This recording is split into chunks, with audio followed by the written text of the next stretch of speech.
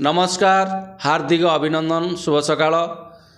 मोर प्रत्येक सांग मानू ये भिडियो माध्यम सुंदर उपाख्यान गुड़िक भल भल नीति शिक्षा जनमंगल उद्देश्य नहीं आसुँच अजय माइकेल।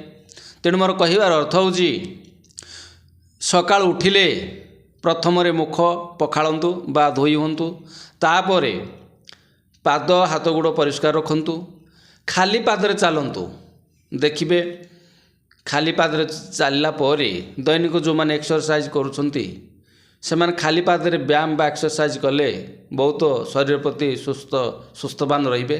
कारण मोर कहबार अर्थ हूँ पूर्व काल रे सुना कोठ, रूपा कोठ, पितल कोठ, काठ कोठ व्यवहार करुले मनुष्य मैंने, किंतु से समय रे खाली पादरे चलुले। आम माँ माने आम पूर्वपुरुष माँ बापा अजाई जेजेबापा माने खाली पादरे व्यवहार करुले। कारण शरीर गोटे शक्ति थाए सेटा भूपृष्ठ को प्रभावित होता है एवं भूपृष्ठ जो शक्ति जो लिंग देवता मान अच्छी प्रत्येक कोटि कोटि लिंग भूपृष्ठ भरी रही, किंतु आपण मैंने मन रखा उचित जे भूपृष्ठ बहुत देवादेवी लिंग गुड़िक थाए। तेणु भूपृष्ठ जो शक्ति प्रभावित शरीर को होता है, तेणु आपण आरोग्य लाभ पाइपर एवं विभिन्न क्षेत्र में जो रोग गुड़ाक माड़ी बउची, किंतु आपण प्रत्येक दिन दैनिक सेटा अभ्यास रखिले आपण निश्चिंत भल हेबे। मोर कहबार अर्थ हूँ आपण दुई हाथ को सफा रखी बा जल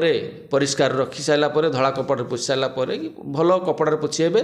दुई दुई पापुली को चाही से रेखा गुड़ी को कहबे कराग्रे बसते लक्ष्मी करमूले सरस्वती कर मध्यंतु गोविंदम प्रभाते कर दर्शनम।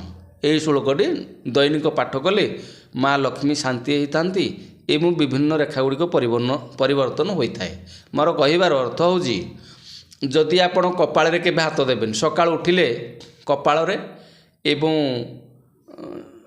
कपाल एवं मोर कहबार अर्थ हूँ मुंडरे एवं कपाल के हाथ प्रथम लगेबेनी, मुहरे लगेले एवं कंठरे माँ जदि कंठरे आपण हाथ रखिए विद्या लाभ पाइपर, बाहुरे जदि आपण हाथ लगे शक्ति पाइपर एवं पेटरे बा जदि आपण हाथ गुड़िक देवे तेणु बहुत शरीर आरोग्य लाभ पाइपर।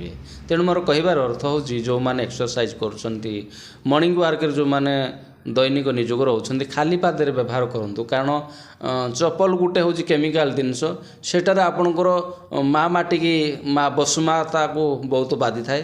तेणु आम जेहेतु हिंदू धर्म पिला तेणु आम खाली पादरे निश्चिंत दैनिक सकाळे एवं संध्यारे प्रत्येक दिन अध घंटा लेखाएं चलिले माँ धरित्री शांति होता एवं देवता मान खुशी होती। अन्य समय कार्य जो जीवे निश्चिंत बूट चपल व्यवहार करूँ, किसी असुविधा नहीं। मोर कहबार अर्थ आपड़ दुई पापुली की निरेखी चाहिए तापर से रेखा गुड़ी चाह सारापर कहे कराग्रे बसते लक्ष्मी करमूले सरस्वती कर मध्यंतु गोविंदम प्रभाते कर दर्शन। यही श्लोकटी दैनिक श्लोक पाठ करूँ, देखिए आपणकर भाग्य परिवर्तन हम। माँ लक्ष्मी माँ बहुत संतुष्ट हे। जय जगन्नाथ, धन्यवाद, नमस्कार।